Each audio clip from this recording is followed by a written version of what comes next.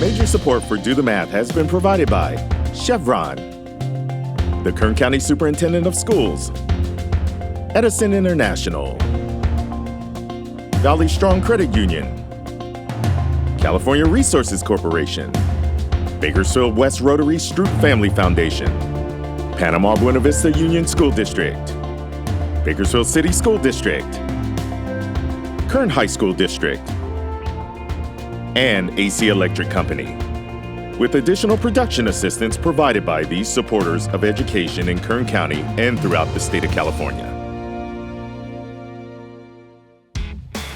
We're here today at the Agriculture Academy at McKinley Elementary School, and we're all here to...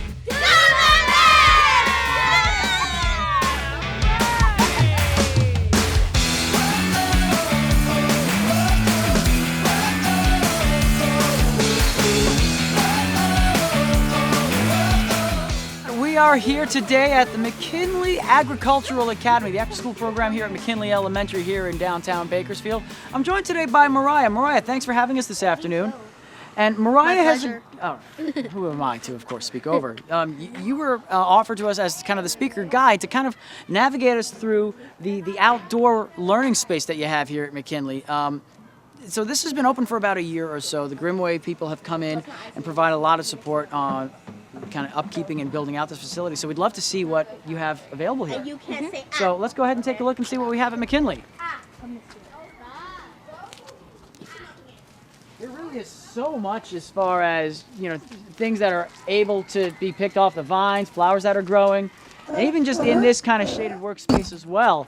You can tell a lot of care went into this area. So tell us a little bit about this space. Okay, so right here is, I forgot what it's called because it's been so long, but we plant the fruits and vegetables over here so they could get small, and then we bring them all the way over there so we can make them bigger. So this is where all of your sprouts really begin. This is where the seeds go down. You don't just throw them into the garden. You're going to go ahead and start them off into these care areas here. Some of them are seedlings. So these are this is kind of like the seedling nursery, and you can tell that there's a lot of thought that goes into this space. We have some of the sprinklers overhead to keep them watered, and it's not just for like the smaller sproutlings, it's for some of the larger trees that'll grow as well in that other side. So what kind of plants do we have just kind of in this general area here? Well, we have spinach, red cabbage. We used to have broccoli here. We have regular cabbage. We have some other fruits and vegetables. So mostly the edible components of what you're going to grow here. And it's interesting because you'll look at some of these and figure, well, they're just flowers. But even the fruits and vegetables have really vivid flowering capacities as well. So they've sprouted, they're good to go. We're ready to kind of get them in with the rest. So where would we go from here? We would go over here to the worm composting pile. She said worm composting. Okay, so. And if you guys would like to stick your hands in here, you're more than welcome. She challenged me, everybody. This is what I'm going to do for you at home, okay? So I feel like I should ask first, before I put my hand in, what am I putting my hand into? So basically, it's just shredded newspaper,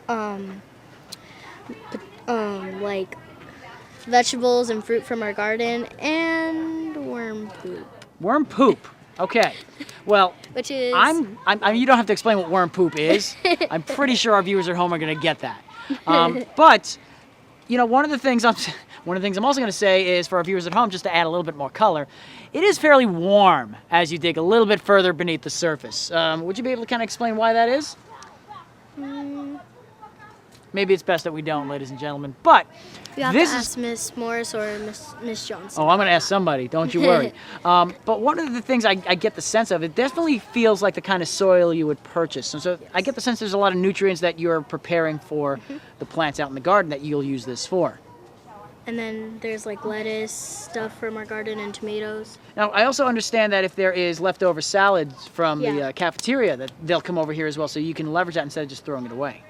That's wonderful. That's wonderful. That's really wonderful, everybody. So let's go ahead and move forward here. All right. So we have our raised garden beds here. After they've sprouted from seedlings, with the help of some of the worm poo compost, they'll start to really flourish in this area. So what's interesting to me as well is that every single one of these has a card built in, and we talk about the math component about agriculture. Just at a very surface level, you can kind of play around with it. So, for example, if we look at red radishes here, tell us a little bit about the sign that we have here. So, of course, you can see it's red, but the stems, they're growing big, but these are like small, so we barely planted them like a few weeks or months ago. So there's information here that tells you how to know whether or not they're ready to be pulled or harvested. Yes. So what am I looking for there? And according to the sign, So, you see how it's like big and the leaves look strong and like kind of moist and whatever? Well, these, they're not so tall, they're not so wide and like in the picture. So once they're tall and wide, then we'll know. So you'll know once they get to that space and they're long enough, according to this, about 5 inches long, you'll be able to harvest them. So it generally takes about 28 days to do so, okay? Yes. There's so much here to work with, and I know we're not going to get a chance to go that far in this segment here, but I also understand you have chickens here as well. So we have some purple top white globe turnips. There's a lot of variety in here, the kinds that you might see at like a farmer's market or at your supermarket, but you're making them right here at McKinley. What's your favorite part about coming to this garden?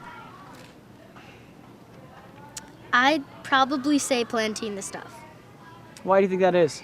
because it's fun to just get like down and like do like, you know how you put the holes and stuff? I like to get dirty sometimes. Well, Sometimes I like to get dirty That's more great. than clean. That's great to hear because I'm going to shake your hand and thank you, Mariah. Thank you so much. Remember, this is the hand I put in the compost. I don't care. Ladies and gentlemen, we're going to come right back with another segment and take a further tour around here at the McKinley Agricultural Academy. We're back here at the Agriculture Academy at McKinley Elementary School. We just came back from the garden center, and now it's time to put all those wonderfully harvested products to good use here in the kitchen lab. So as part of this station, all those kids that were just part of the gardening process are now going to actually develop a recipe using the materials that they have been working with. Today on the menu are spring rolls using lettuce as the wrap. We checked in with Mariah, who was a wonderful guide with us before, and she's going to join us as well as Deltavius to talk a little bit about what exactly it is that they've been working on.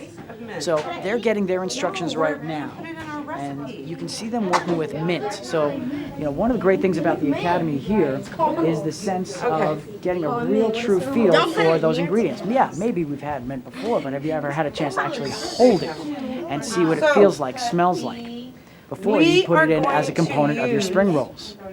So we're going to go ahead and check in with Mariah here. The way we're going to do Mariah, this, tell us a little bit of what you've got in your hand right here. Mint. So, have you ever held mint before? No. This is a first. What are some of the things you've observed about mint holding it? It looks like it's pokey, but it's not. It's got very fine points on the leaves as well. Have you had a chance to smell it? It's very important, right? We definitely want to know what our ingredients smell like and taste like. Go ahead and pick one of the leaves off and give it a taste here. Leaves are one of those herbs that we can taste. And you can actually even chew it as well. Mint's a very popular flavor in gum, but when we chew it, it's very strong, right? But that's why it gets diluted a little bit as an ingredient as well. So mint is going to be one of our ingredients, and it looks like we have quite a bit in here as well. So Deltavius, tell us a little bit about what we have in our mixture so far. We have carrots, rice noodles, cucumber, radishes, stalks, and a bunch of garlitos, cilantro. So it sounds like you also had to do like a little bit of a substitute here, right? You were going to use cucumber, but what did we use instead of the cucumbers? Carrots. Carrots, okay. So there's a lot here. And now I see these are called lettuce spring rolls. So how does lettuce come into play in all this? Don't touch your fingers. Lettuce as a taco shell. So it's kind of like so the spring roll is going to kind of be in like a taco form where you're going to kind of wrap it around, almost like you would with a tortilla. So the mixture is being placed together right now.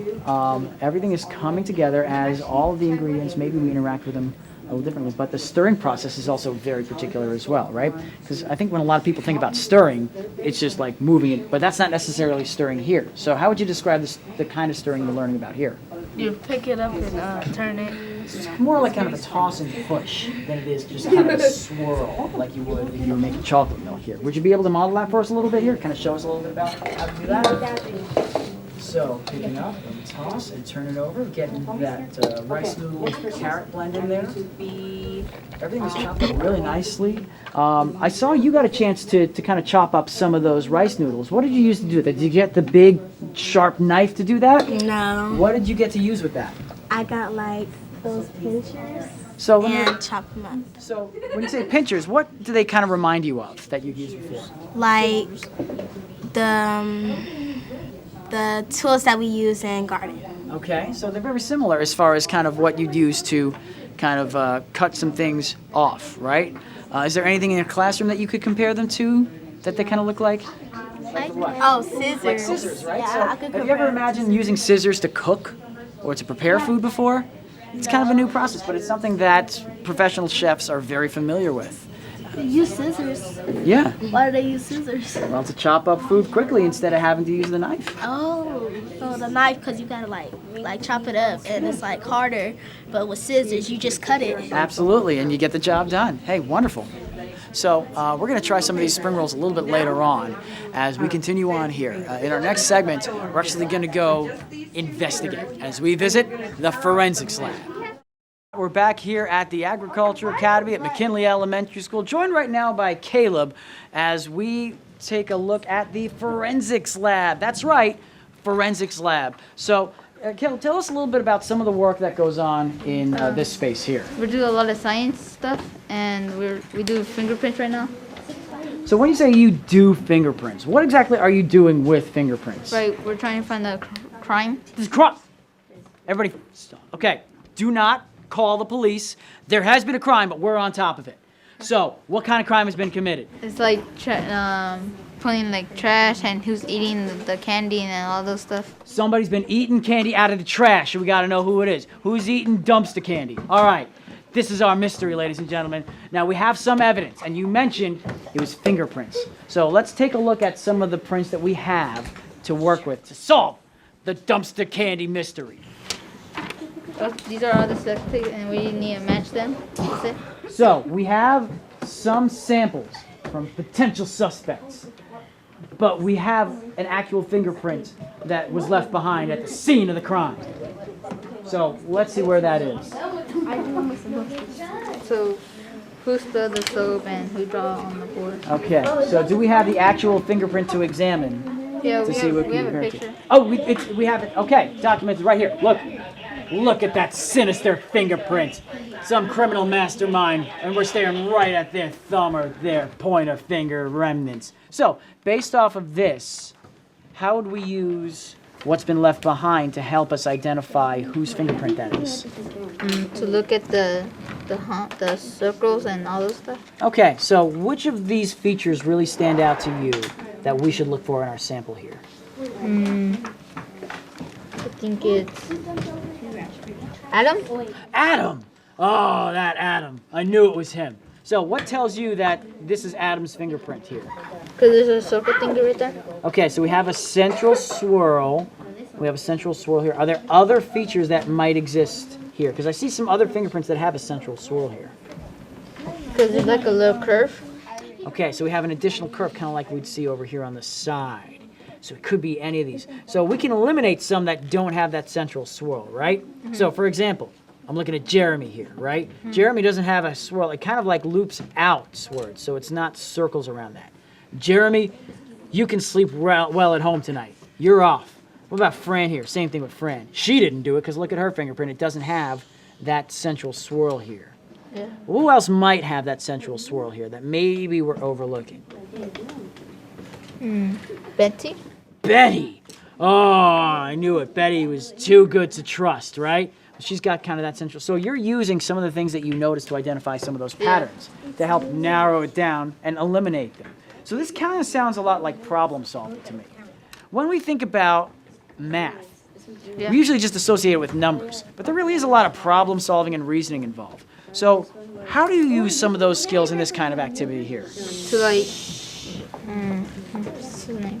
That we need like lines and it's hard work and we need to see if there's curves. And So all that stuff. it sounds like you're looking for patterns Yeah. and you're making observations. And that's kind of what you do in math, but it's also kind of what you're doing here as well. So you have some other things you're looking at as far as other mysteries here, right? Like it's not simply just like who's eating garbage candy. It's also maybe who left some material on here in the lab, right? Or maybe who broke a chair. Or the most sinister of all crimes, who was eating food in this STEM lab? I mean, because you guys have food that you make everywhere, but who is eating it in the lab? You don't do that here. How do you think this sort of activity kind of helps you maybe with other subjects in school or beyond that? It helps you learn, and that like it helps on math and stuff. And history. So you think there's a component of history? I think it's interesting that you mentioned the connection between math and history, because that's not something that a lot of people generally do, but it's something that personally I'm really passionate about, because they were doing math thousands of years ago. And the ways that they were doing math thousands of years ago, we could still use that today. And it has an immediate application and connection with what we do. So that was really insightful to hear from you, Caleb. Hey, thank you so much for guiding us around here, and hopefully we get to the scene of this crime and figure out who ate that dumpster garbage trash candy once and for all. Caleb, best of luck to you on your investigation, sir. I salute you. We're going to come back and wrap things up here, but wonderful experiences here at the McKinley Elementary School Agriculture Academy. So many wonderful things to really explore in education, and it's an honor to be able to see this firsthand.